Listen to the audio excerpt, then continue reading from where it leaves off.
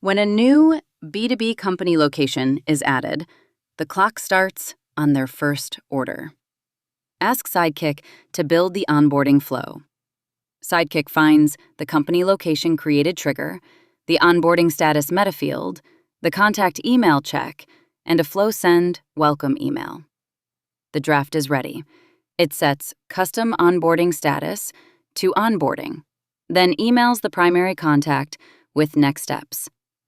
Open the workflow in Shopify Flow and review each step before you turn it on. It starts when a company location is created. No extra trigger setup is required. Next, it updates the company location Metafield, custom onboarding status, to onboarding. A condition checks that the primary contact has an email address before sending anything. FlowSend then sends a welcome email to that contact with login steps and how to place their first order. Customize the placeholder copy and confirm your FlowSend SMTP connection. Turn the workflow on, and every new B2B location gets marked for onboarding and welcomed automatically.